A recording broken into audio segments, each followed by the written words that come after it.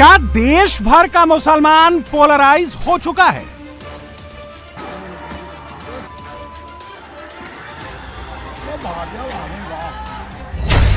क्या मुसलमानों को पॉलिटिकल फोर्स बनाने का कोई मिशन चल रहा है?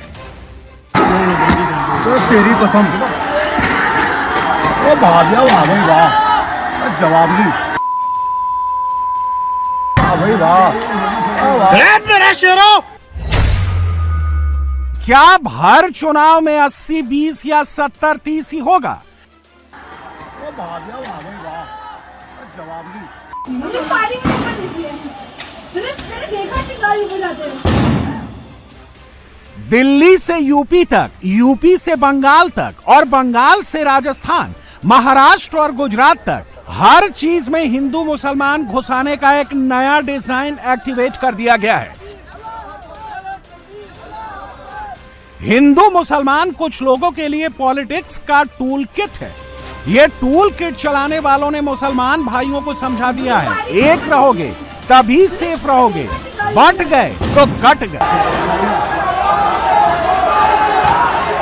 मुसलमानों को इकट्ठा एक वोट बैंक बनाए रखने के लिए झूठ सच कुछ भी फैलाया जा रहा है। अस्सलाम वालेकुम मेरे भाइयों, ये देखो जो दरगाह फैजलाई का मैटर चल रहा था भाई, देखो आज इन्होंने देखो बुलडोजर भी बुला लिए हैं और इनकी पूरी मिलिट्री भी आ गई है। बुलडोजर के साथ मिलिट्री आने की कमेंट्री के पीछे दंगे की केमिस्ट्री थी। यह नया मामला दिल्ली का है।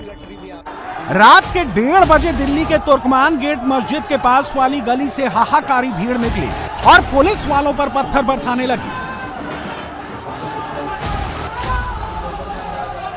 ये देखिए, ये पत्थर जो हैं वो दिल्ली पुलिस के ऊपर फेंके गए थे और इस मामले में दिल्ली पुलिस ने अज्ञात लोगों के खिलाफ एक एफआईआर दर्ज की है। 10 लोगों को हिरासत में लिया है।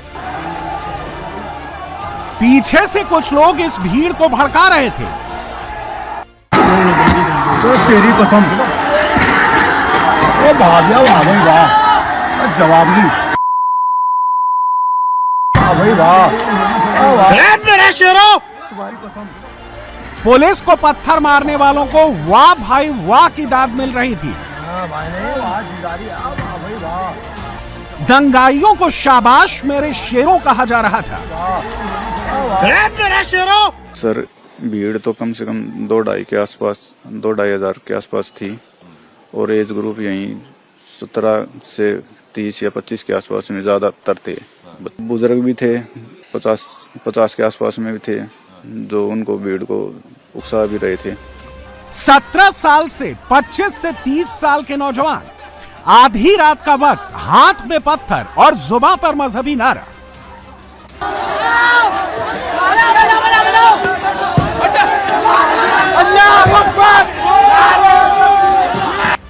पांच दंगाई पकड़े गए हैं, आगे और भी पकड़े जाएंगे। कासिफ, कैफ, अरीब, अदनान और समीर तक ये मामला रुकने वाला नहीं है, क्योंकि दिल्ली में 2020 जैसा दंगा भड़काने की साजिश बहुत बड़ी है।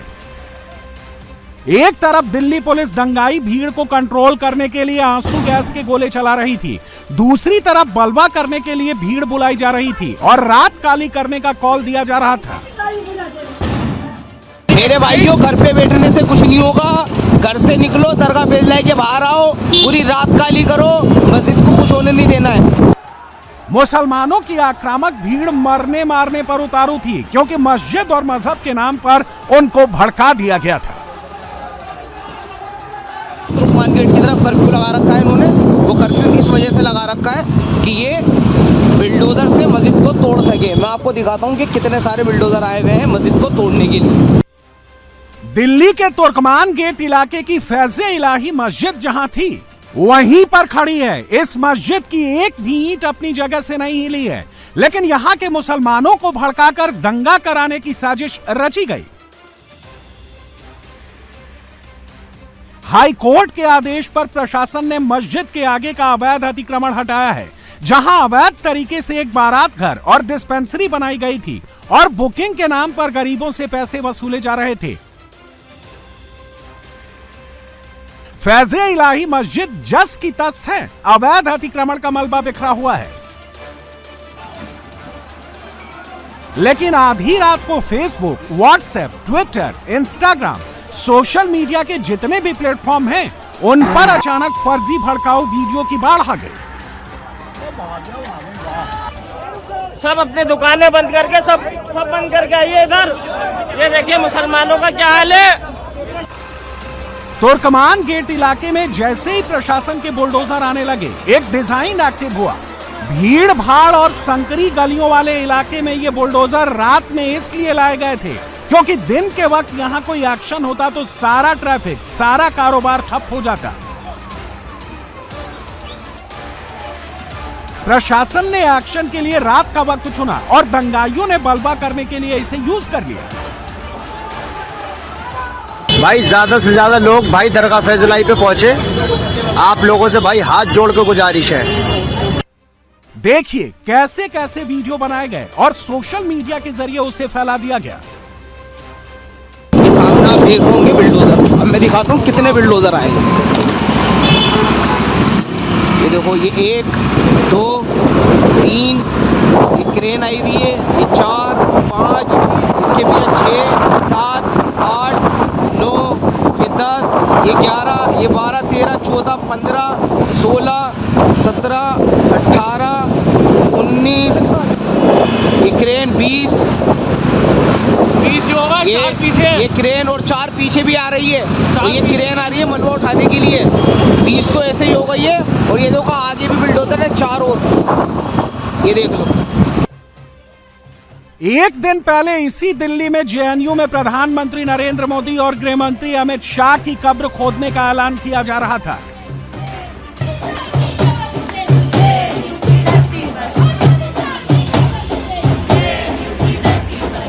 शर्जील इमाम और उमर खालिद जैसे घोषित दंगाइयों और यूएपीए के आरोपियों को सुप्रीम कोर्ट ने जमानत नहीं दी तो जेएनयू से चिंगारी भड़काने की कोशिश की गई।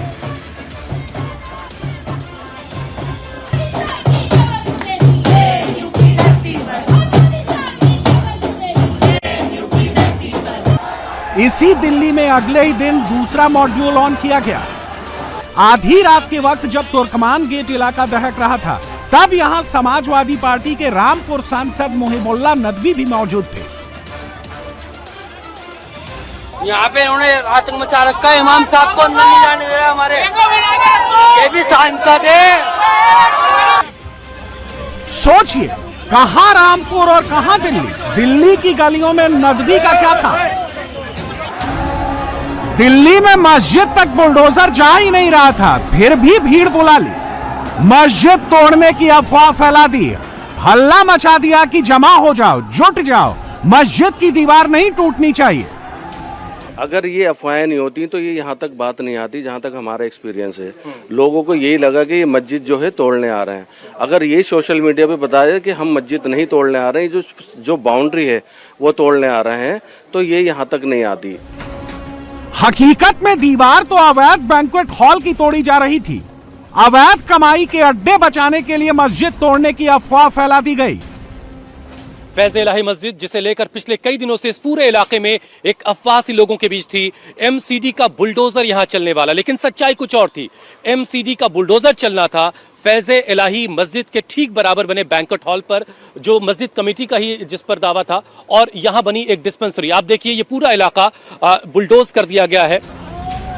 अफवाह फैलाने में समाजवादी पार्टी के सांसद इमाम मुहिबुल्लाह नदवी का क्या रोल था, पुलिस इसकी जांच करेगी और जरूरत हुई तो सांसद का बयान भी लिया जाएगा। भाई अतिक्रमण नहीं हटाना है, मस्जिदें तोड़नी है। मस्जिदें तोड़ेंगे, कितनी मस्जिदें तोड़ोगे भाई। अब आरोपी गिरफ्तार करो, जेल में डाल दो, यही काम रह गया ना देश में। मुसलमान का जीना मुहाल कर करके लोगों को आप दिखाते हो ना कि हमने मुसलमान का जीना मुहाल कर दिया, लेकिन ये 25 करोड़ है, दुनिया में कोई नहीं लेगा, ये रहेंगे यहीं। इंक्रोचमेंट के नाम पर कोई भी चला जाए और एक ठेला दिखा दे, ठप्पड़ दिखा दे और फिर पूरी जमीन को आप तोड़ दो और क्या इंक्रोचमेंट था। वक्फ की लैंड है, वक्फ की लैंड पर बारात घर अगर बना है, डायलिसिस सेंटर अगर बना है, आप इलीगल इंक्रोचमेंट बता करके आज उसे तोड़ दो। और कब से बना हुआ है बताया इन्होंने, कितने टाइम से बना हुआ है, या आज ही था। इंक्रोचमेंट बता करके आप तोड़ दो तो गलत है ना। और वो तो खुद कह रहे थे हमें बता दो क्या हमें तोड़ना क्या नहीं तोड़ना, तोड़ देते। तुर्कमान गेट मस्जिद विवाद में मजलिस वाले असदुद्दीन ओवैसी भी कूद पड़े हैं।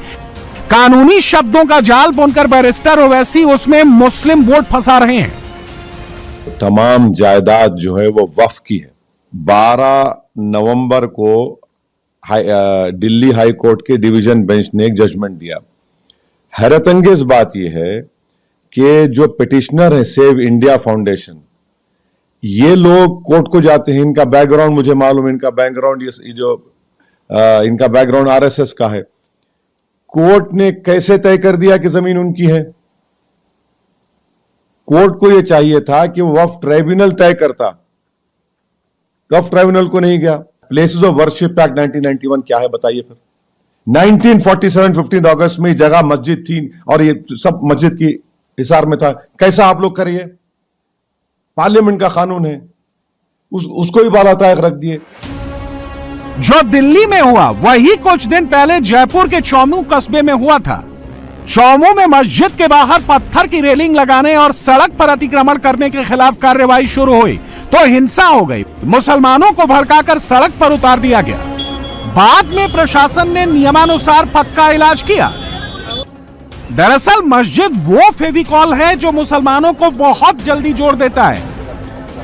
बंगाल के मुर्शिदाबाद में हुमायूं कबीर ने इसे समझा और तुरंत इंप्लीमेंट कर दिया। हुमायूं कबीर को नई पार्टी की नींव डालनी हुई तो पहले उन्होंने मस्जिद की नींव डाली और उसे नाम दे दिया बाबरी मस्जिद। बाबर के भरोसे हुमायूं कबीर मुसलमान जोड़ रहे हैं, वजह शुद्ध सियासी है। मुस्लिम वोट की सियासत करने वाले नेताओं ने मुस्लिम वोट का मॉडल ही ऐसा बनाया है कि जहां भी मुसलमानों से जुड़ी कोई बात हो उसमें तुरंत हिंदू मुसलमान घुसा दो। बिहार में डॉक्टर नुसरत परवीन का केस ऐसा ही हो गया था। हिजाब विवाद को ऐसा भड़काया गया कि इसमें भी हिंदू मुसलमान हो गया। डॉक्टर नुसरत परवीन कुछ दिन तक मजहबी नेताओं के चंगुल में फंसी रहीं, लेकिन अब उन्होंने बिहार के बांका में नौकरी ज्वाइन कर ली है। मोदी के विरोधी मस्जिद मस्जिद मुस्लिम मुस्लिम खेल रहे हैं। इसमें भी वो बीजेपी का ही फायदा करा रहे हैं। बीजेपी को ज्यादा कुछ नहीं करना, मस्जिद विवाद को खींचकर बस बंगाल चुनाव तक पहुंचा देना है। बाबरी की चिंगारी वहां पहले से मौजूद है। दिल्ली के तुर्कमान गेट मस्जिद जैसा विवाद बंगाल चुनाव को और पोलराइज कर देगा। 80-20 या 70-30 फायदा नरेंद्र मोदी की पार्टी को ही होगा। विरोधी ये बात समझ जाते तो मस्जिद और मजहब पर ऐसी सियासत नहीं करते। जहां तक नरेंद्र मोदी का सवाल है तो मोदी जिस लाइन पर थे उसी लाइन पर चल रहे हैं।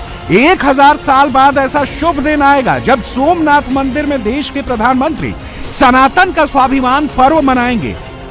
11 जनवरी को मोदी सोमनाथ जा रहे हैं। सोमनाथ की पूजा करके मोदी 26 के सियासी युद्ध में उतरेंगे।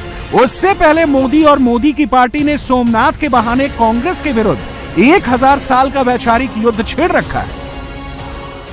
बहुत ही दुखद बात है कि अप्रैल 1951 में जवाहरलाल नेहरू जी पाकिस्तान के तत्कालीन प्रधानमंत्री को पत्र लिखते हैं और उल्लेखनीय बात यह भी है कि लियाकत अली जो पाकिस्तान के फर्स्ट प्राइम मिनिस्टर बने, यह अंतरिम सरकार में यानी 1946 2 सितंबर को जब नेहरू जी प्रधानमंत्री बने थे तो उनके वित्त मंत्री थे। उनके लिए लिखते हैं माई डियर नवाबजादे, यानी वो डियर भी हैं और नवाबजादे भी हैं।